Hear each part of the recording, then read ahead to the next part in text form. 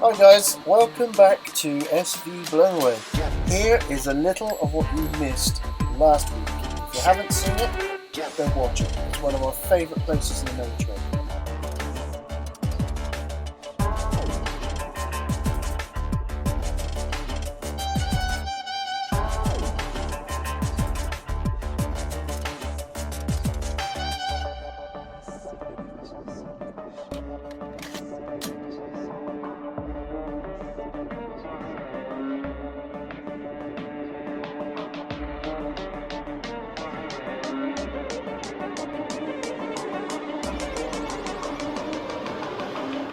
So this is a boat tour of SV Blown Away, a Hedonist 44 built in 1978 in Brightlingsea, Essex in England.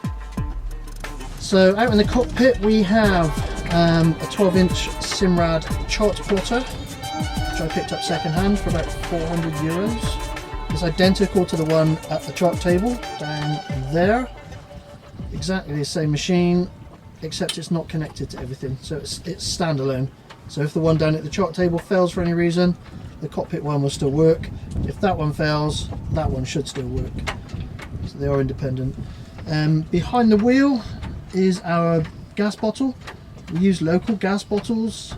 We found that the most effective way and probably the cheapest. If you use Calagas, you can get Calagas all over Europe pretty much, but it is quite expensive. It is cheaper to buy a regulator and a local bottle, providing you're staying in that country for a year or so. In behind that canvas cover just there is our wind instrument, so we know what the wind's blowing, but generally speaking we just look out the window. So this is where you normally find the crew of Blown Away. So yeah, these new seats have kind of transformed the cockpit a little bit. So the gingerizer in his normal place, just underneath the wheel, so that you can conveniently stand on top of him. Matt chilling in the sunshine. And our new Bimini. Goat is in the water, ready to go ashore. And then we've got some super yacht neighbours. We've also got the sunshades that we made up as well, so if it gets too hot out here we can introduce a bit of shade. We have the minging bit of the boat, which is the ginger pile. The disgusting dog bed at the bottom of the stairs. And if anyone breaks in, they'll fall over him because he won't bark. These two seats are just down from the companionway, and they're great watch-keeping seats. Shaped, complete with lumbar support. Oh, look, modelled by Natalie. Lumbar support. Lumbar support, made from teak, individual strips of teak. These were built by a craftsman. I had thought about ripping them out several times because they take up a lot of space, but they're just too damn comfortable, so they stay. And underneath we have our freezer, which we use as a fridge. We have got a relatively small galley area in comparison to modern boats, but it is probably located in one of the best positions because you spend most of your time outside in the sunshine in the cockpit, and our galley is an easy distance from the cockpit. So if you want to come down and make a cup of tea while you're on watch, you don't wake everybody up. Small cooker, only a 2-burner, but it's been there for 15 years since I fitted it. Still going strong for now, but we will replace that at some point. And small sink. We do have the ability to run salt water through that sink. So if we don't want to waste fresh water on dishes, we can pump salt water. And yeah, Caframo fan sitting there to keep the cook nice and cool. And smoke alarm tucked up in the corner. And then obviously we've got cupboards full of goodies. Yeah. And just in case the electric goes off, and to keep the boat traditional, we have brass lamps. Our engine start-stop and electronic system is inside the boat, so all of our gauges etc. are sitting inside as opposed to outside. So you can still hear all the alarms, you can still see the gauges, you just need to stick your head around the companionway. So these gauges are still nice and shiny and not scratched like the old ones. The old ones are outside and got trashed. We've also got a Loffin's remote control for the windlass, which we hardly ever use because the batteries last all of 2 minutes. Quite an expensive piece of equipment that, to be honest, doesn't do what it should do. It just eats the batteries So yeah, we can use the windlass maybe 2 or 3 times using that remote control, and then we have to find more batteries. I know the difficult batteries to find, the 2032s, the flat ones. Our engine room, Volvo D275, and also a Schenker 30 water maker tucked away in there as well. Was fitted about 5 years ago. One of my favourite things about this boat is this roof hatch. This butterfly hatch, heavily varnished teak, black brass plates and catches, all shiny. It's just lovely. And it's also directly above the engine, so if you want to get the engine out, you just remove that centre plank, remove the 2 hatches, and you can lift the engine straight out through that hole. Very well designed. And we have LED lighting throughout the boat, so all of those lamps are hello. Hello. All of those lamps are LED. And red lights. Yep, the brass lamps are all red. I couldn't get them in stainless, unfortunately. Yeah.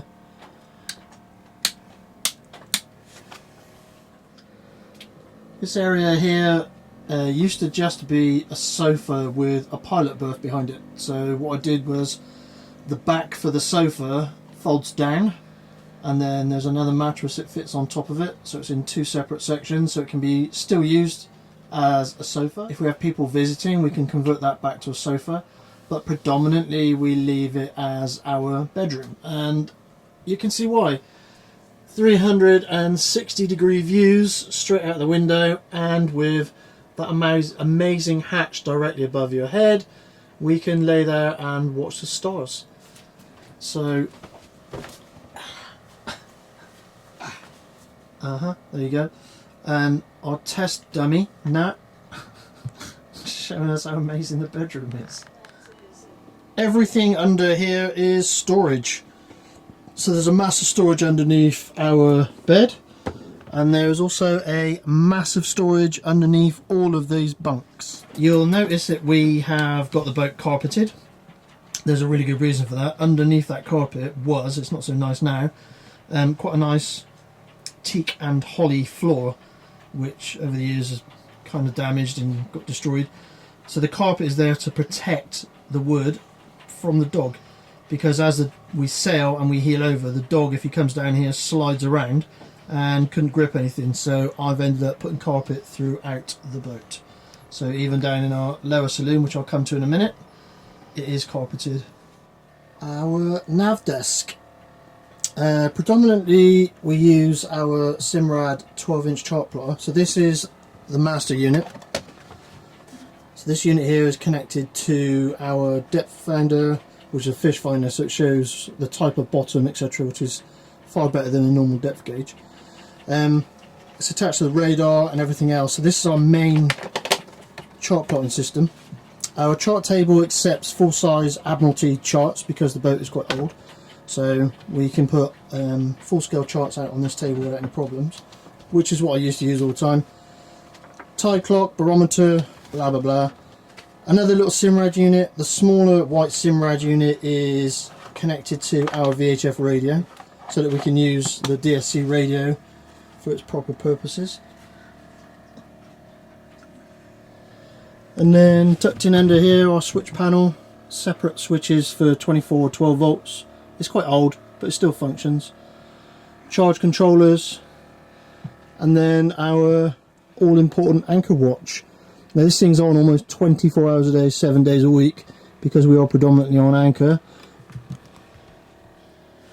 Currently showing our position relative to our anchor. So our anchor's bearing 317, a distance of 35 meters away. And if we go outside of the little circle, we set an alarm off, which is enough to wake Nat up. Step down from the upper saloon into here, and you will find another bunk behind the back of the sofa. So there's one on each side.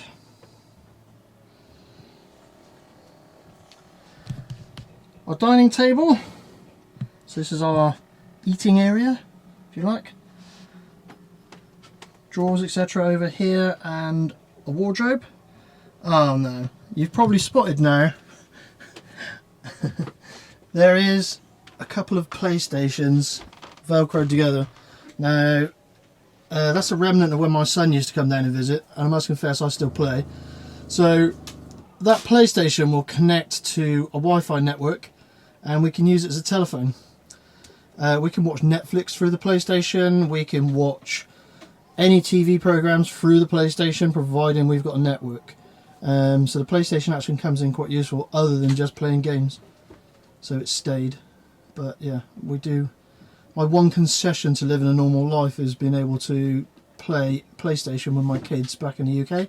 Kids, they're adults, but they come online, we play Call of Duty and stuff like that together, which is really nice when you're thousands and thousands of miles away from your family. It's nice to just be able to connect, have a laugh, and not struggle to find things to talk about, just play. And then possibly one of the nicest features on the boat that I fitted 15, 16 years ago when I was still in the UK is a Newport drip feed heater by Dickinson's, made in Canada. Works off a diesel, runs off the main fuel tank, so you do have to be careful not to run it completely empty, which I've only ever managed to do once. But that thing puts out 4 kilowatts, so you can sit down here watching TV or whatever you want to do, and that will heat the entire boat, and with 1,000 litres of fuel on board it will run for a very long time. I think it burns something like 4 litres of fuel over a 24-hour period at maximum heat, somewhere around that. So yeah, that's our heating source. And the reason I quite like it has a flame. So there is an actual flame that comes up in that window. So when the fire is lit, there is a flame in that window, which is quite nice. But the only thing I find with the flame is that it flickers off of all of the varnish work, especially the side of the nav table. And then because there's a flickering flame down below, it tends to wake you up. It wakes me up anyway, because I think the boat's on fire. But yeah. Again, down in here we've got our Caframo fans, probably the quietest fans you'll buy. Plus also these things are on timers.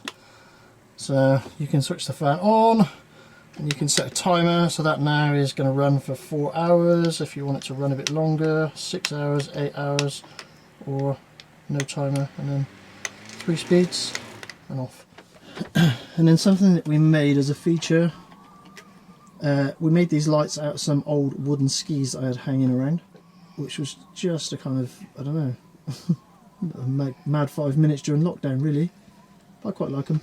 Moving forwards from our lower saloon into our heads compartment. So we have a shower here, obviously a toilet, storage etc. in here. It's not a big head, it doesn't need to be. How much time do you spend in here? You don't need a small amount of space, right, for heads. Yeah. So the tap comes out and then attaches up there for our shower. We tend to shower in a cockpit, to be honest, being disgusting old perverts. And then moving forwards into the Forepeak, which could have been a cabin in the original plans, but the owner who built the boat many years ago, back in '78, decided he wanted this as a workshop. Wise man. So in here we keep our generator. We've got some teak gratings that are left over from our old Passerelle, which I haven't resourced for anything yet, but I will do. I just keep all of my tools and bits and pieces in here really. It is a proper workshop. And also in the workshop we have another access into and out of the boat. So that large hatch there opens up, and also we can push our sails in and out of that workshop hatch, provided there is no dinghy on deck. So our sail storage is here because we're hanked on sails. So our sails get pushed out through that hatch when the dinghy is not on deck.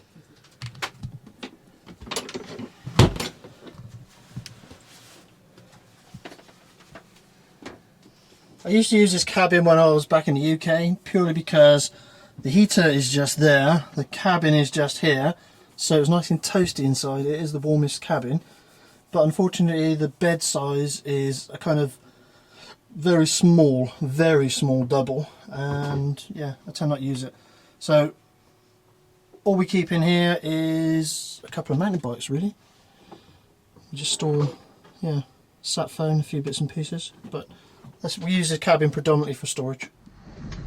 Well, you've seen inside. I guess now you want to take a look outside. This is our foredeck. We are underway at the moment. We were expecting some wind, but guess what? It's med, nothing happened. So our big Genoa is hanked on and is currently flaked out on deck, so that's ready to go should the wind pick up. We have unusually twin forestays. So we have two forestays that go right to the top of the mast, and usually we have two halyards. So those two poles go out to port or starboard. The head sails are then run through the poles, and we put two head sails onto the forestays.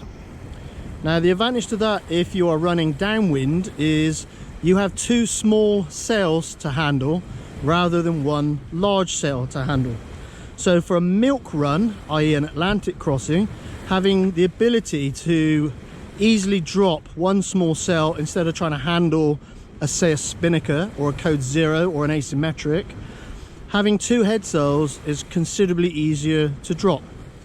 You don't tend to see it on many new production boats because it's quite an expense. Most production boats have also got roller furling. We don't have roller furling. On our foredeck is our dinghy. Also, when you're med mooring, it's very difficult if you have a dinghy in davits to put lines ashore, etc. So for me, with this amount of deck space on the foredeck, having the dinghy under this boom makes sense. So in under here, another hanked on sail, as you can see. This little jib is part of our cutter rig. So this boat actually goes to windward reasonably well, as you'll have seen in one of our recent videos at Zakynthos. So the dinghy is our shed. So to keep petrol, etc. out of the way, we keep our spare petrol cans inside of here. 120 litres of fuel on deck, extra fuel, and our dive bottles. And this setup here is the same on the other side. It's just buried underneath the Genoa, so you can't see it right now. We have tents rigged actually in the canvas work for the boom, and we have the same on the mainsail as well. And the reason for that is that having them stored on the boom saves us a heck of a lot of locker space. So we've managed to clear out a lot of our canvas work out of the lockers by simply leaving them in pockets attached to our booms. And we have exactly the same system on our main boom. So this pocket here, it's not heavy, it's not noticeable. This pocket contains our tent system to cover up the rest of the deck to keep the heat down. We have quite a hefty windlass, as you can see. So I've pulled the cover off of it. It's a little bit grubby up here at the moment because we have just come off of anchor. So our windlass has twin gypsies. The other side is exactly the same as this. We have a clutch mechanism, 12mm chain, and a brake system.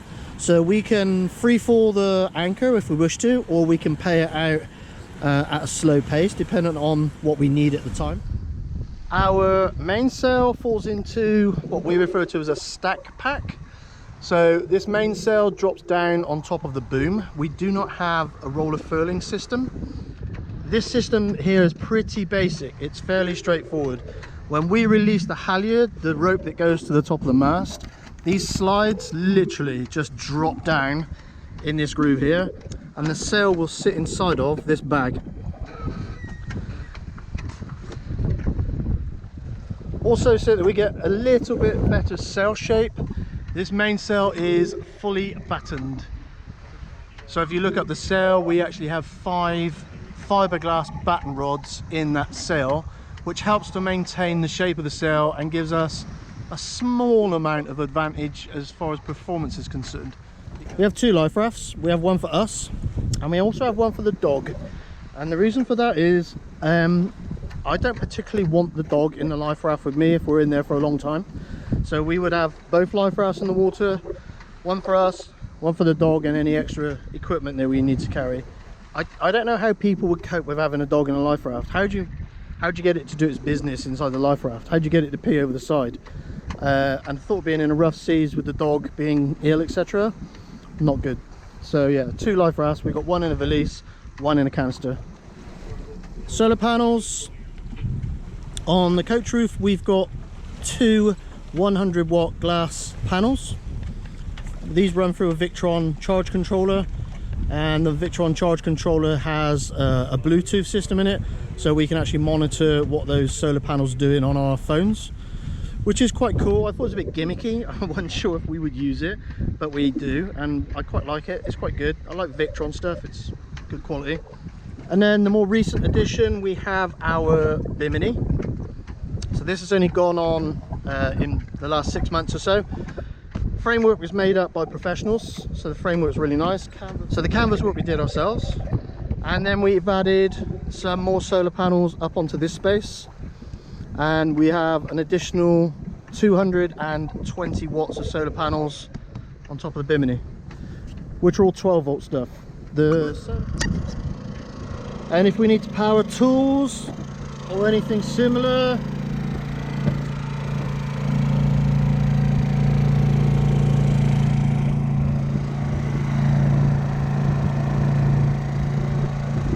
that generator is not even loud enough to keep Nelson awake. 200 watts of panels this side, and a further 200 this side on top of what we refer to as the tent. So this one's normally put out for the dog. So we can, on anchor, we can produce quite a lot of power, which is when we use most of it. And we are currently on anchor. From up forward you get a better view of the solar setup as well. So that will keep us running for ages. We don't really suffer from flat batteries. The only reason the generator is running at the moment is because I'm doing some work on the boat, so powering up some tools, etc. Okay, 2 ways of doing this. You can either pay into a marina and you're nice and safe, but you'll pay every year, or you buy into a decent windlass, decent chain and good anchors. You'll pay over the odds for the first year by comparison, but the 2nd or 3rd year you'll break even. 4th, 5th, 6th, 10th, and for me the 17th year we're quids in. So this windlass is worth its weight in gold. So on the pointy end we've got 2 anchors under our headsail. Can't really see it, but there's 2 anchors, twin chains, twin gypsies, and also the bollard for pulling in lines, etc. They're on band brakes, but we still use a snubber line. This black line is our snubber, so it's an elasticated shock mitigating rope that stops the shock load coming back to the windlass. Ah, Mithoni in the rear view mirror.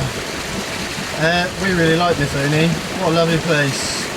Fantastic architecture, lots of history, beautiful beaches, pretty much everything going for it. And like every sailor, we have to say goodbye at some point, and we're saying goodbye to Mithoni this morning.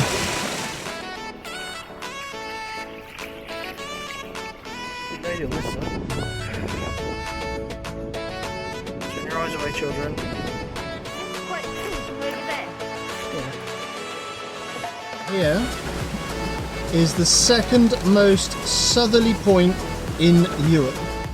Now, what's the difference between black-eyed peas and chickpeas? I don't know. What's the difference between black-eyed peas and chickpeas? Well, black-eyed peas can sing us a song, whereas chickpeas can only hum us one.